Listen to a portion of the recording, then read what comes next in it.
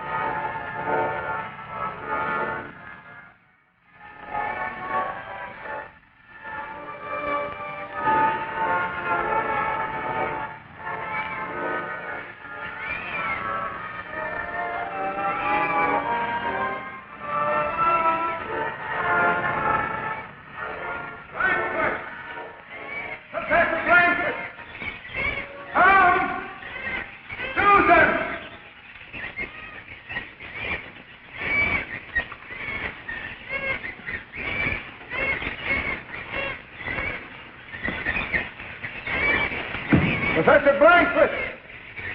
It's Dr. Borden! They must have made their way to the river by this time. They're probably waiting for us on the boat. You just better hope they are, Brennig. Oh? What does that mean? You know very well. We were due here 15 days ago, with the safari and the supplies. I see. I suppose it's my fault. Yes. The bearers deserted us. Yes. All your fault. As a guide, you ought to know how to handle your men, but you were vicious, inhuman toward them. I don't blame them in the least for deserting us. And what's more, when we get back to civilization, I'm going to press charges against you. Are you now, really? Yeah. Well, let me tell you something. When we get back to civilization, there'll be charges pressed. Only it'll be I who'll do the pressing. When I'm finished, you'll see every last deserter strung up to the highest scaffold in the north. That I promise. Oi! Oi! Get a move on! Get a move on! Stop it! Isn't it enough you've got him carrying your gear, too?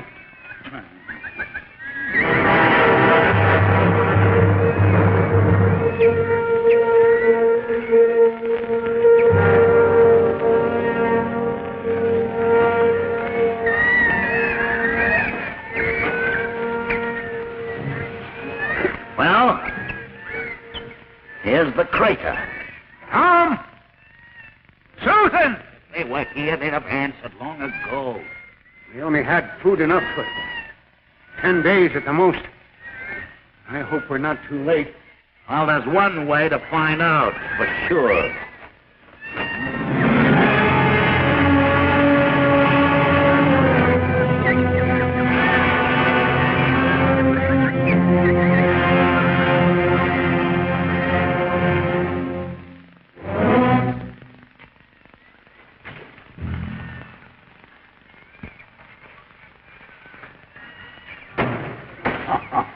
See? What did I tell you? Plenty of food. They're probably waiting for us on the boat this very minute. Let's get going. No. We'll spend the night here. Why? Because it's still 6 long miles to the river. We can cover that in a couple of hours. No. The boy is completely exhausted, and so am I. We'll spend the night here. All right.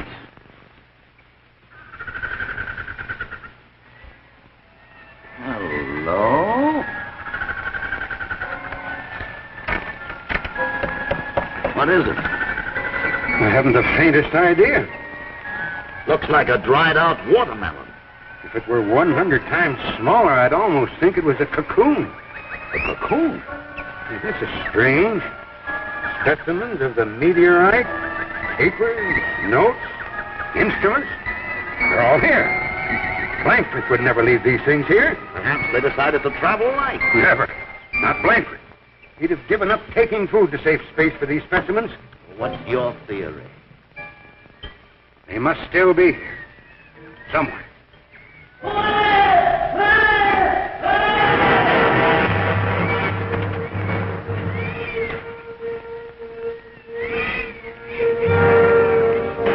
What is it?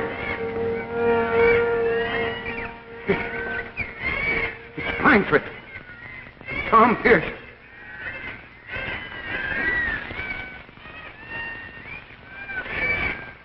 Well, they couldn't have died of starvation. There was plenty of food. They didn't die of starvation. Their throats are pierced. Some giant leech of an animal has drained them of every drop of blood. Where's Susan?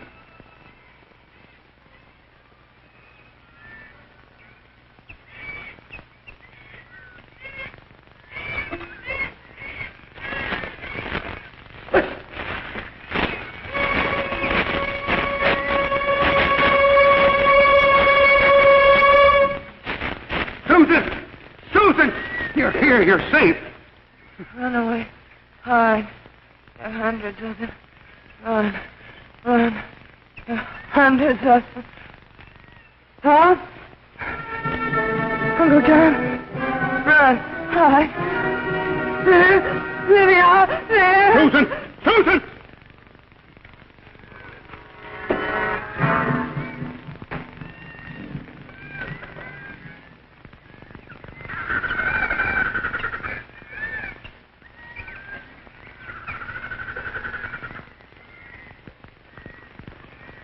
Bury them.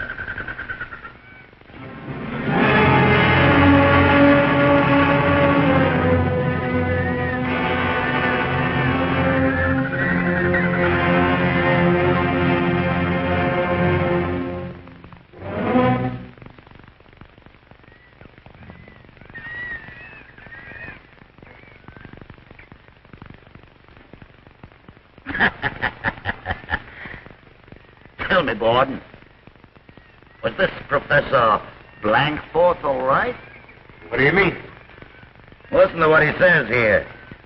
August 3rd, the creature died this night. Conclusion, it could not have been of earthly origin. By some miracle, the meteorite brought it here. A sample of life beyond our universe in the form of a monstrous, invisible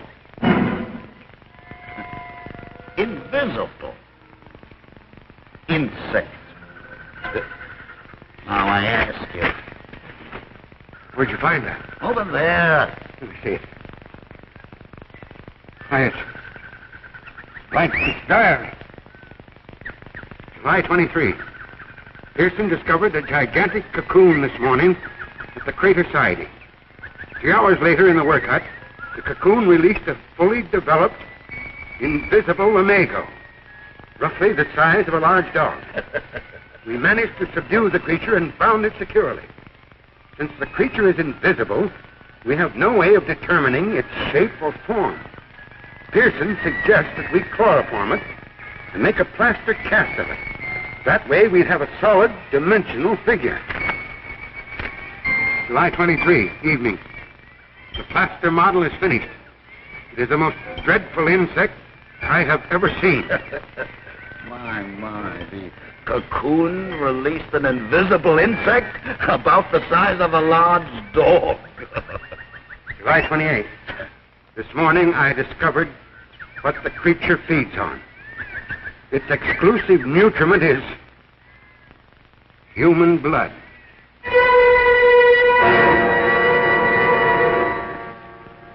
Which would account for the manner of their deaths. Well, there must be a plaster model of it somewhere around here. I'll lay you 10 to 1 you'll never find it.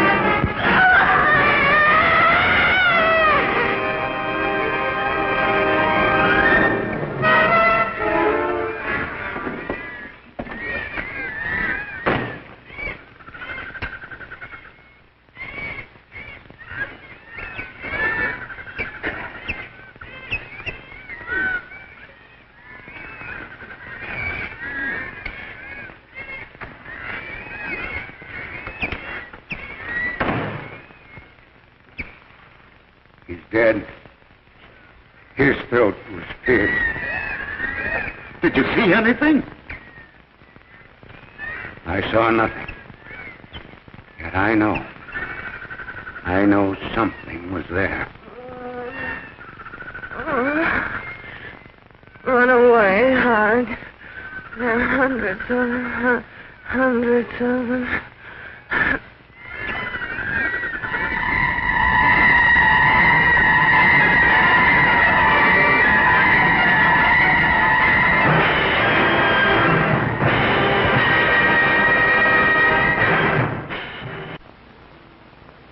The stories you see and hear on Tales of Tomorrow are about people who face strange and unexplainable problems. These stories are created by those whose curiosity about the future and about the universe around us is vivid and compelling. Many of the situations in which the characters find themselves may seem improbable, but are they impossible? Nobody really knows. We do know that the universe that surrounds us is an enormous mystery. Our stories try to break through the barrier of life as we know it to discover in our imaginations what life beyond may be like.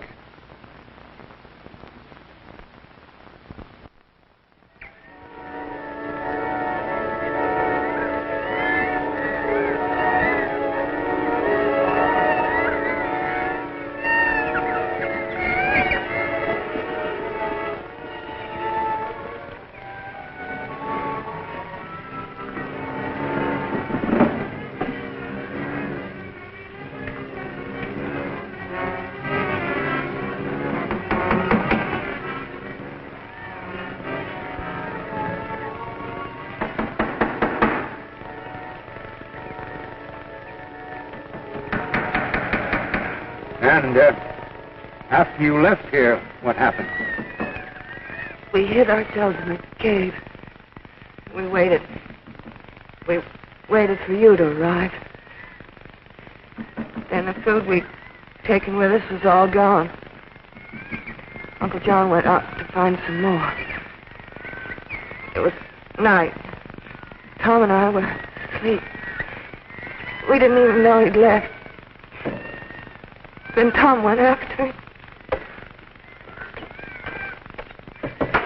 We're fools for staying here. We should make a run for it. Gordon, please don't leave me. Oh, no, of course I won't, Susan. Miss, you've got to tell me. Is it true that there are invisible things like that outside? Yes, it's true. You can't see them, but they're there, waiting. Oh, it's waiting. Tonight you can hear them. Hundreds of them scratching, growling, trying to get in. No, Susan. Hasn't she been through enough? What about me? Do you think I liked this? If they're invisible, how do we know they're not in here already? Well, there are dozens of places right in this room where they could be hiding.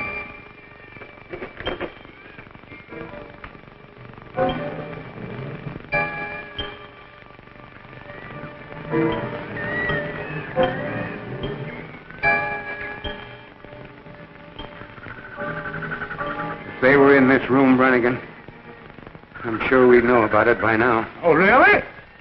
I'm not taking any chances. Perhaps they're just waiting for us. Biding their time. Susan, we'll be here all night. I feel sure we're perfectly safe, but if you want, I can give you a sedative. I don't want to sleep. I don't ever want to sleep.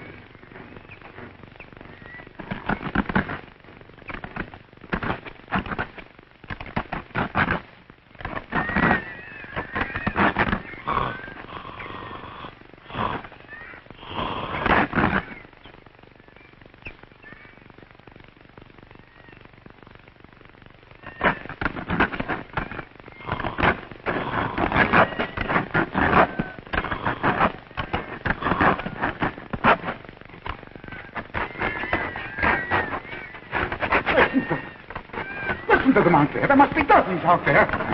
We'll never be able to get out of here. What is it? They've started again. Now, don't worry, Susan. We're absolutely safe. Oh, no, we're not. I told you we should have made a run for it. Well, nobody stopped you. Look, one second way in. Brannigan, hurry. Barricade that hole. Susan! Over here, quickly. It's in the room. It's in the room. They're in here. We can't see them. But they're in here somewhere. Look for any sign of motion. Keep your eyes on everything. If you even think you see something move, fire.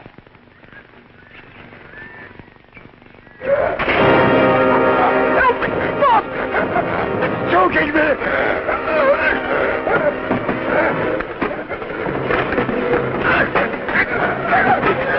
I got it! There! I got it! Are you all right? Susan! Something to tie it up with, quickly! Hold it tight till I find it. You might keep it alive when I'll kill it. Cast the rope underneath.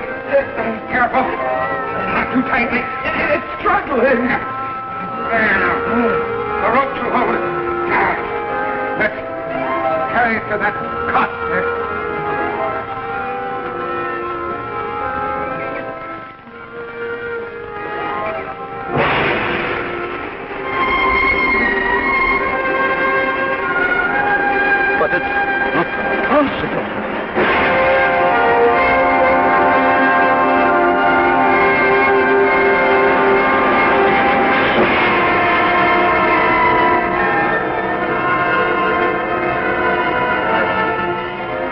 Given her a sedative. No use, both of us doing without sleep. You take the first shift. I'll wake you up in 2 hours.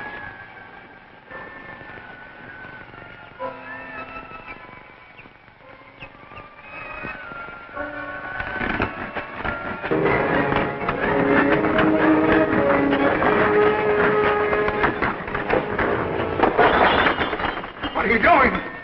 Gotta get out of here. Get to the river. But there are hundreds of those creatures out there. I don't care. I'll take my chances. Brannigan! Brannigan, come back here! Brannigan!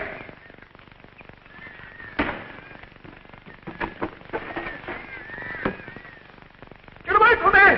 Get away!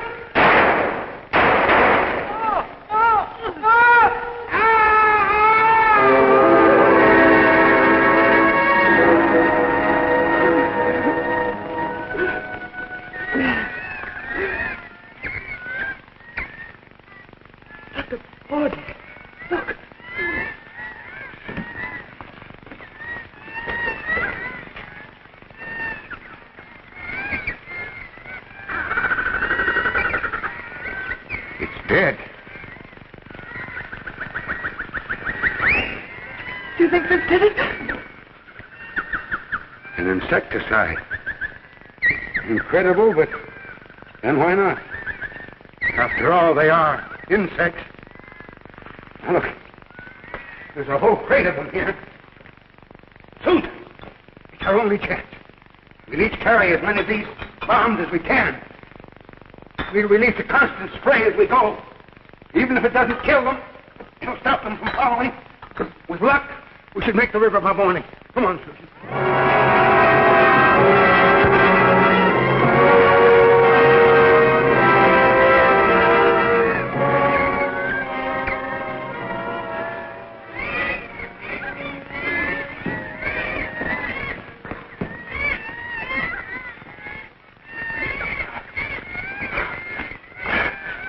I can't go any farther. All right. You'll rest a while. When you get to Manaus, you'll inform the authorities. They'll send down a fleet of planes and spray this entire area. Dude, look. The river.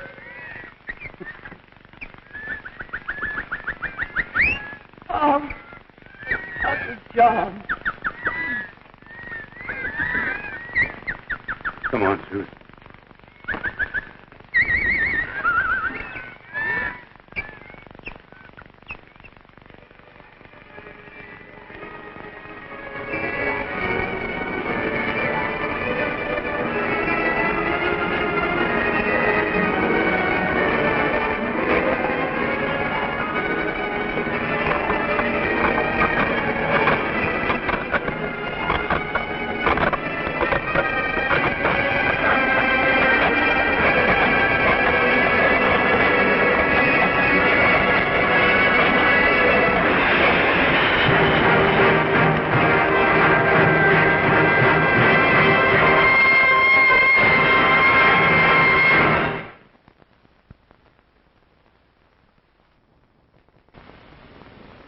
Apart from Earth, is there life in the universe?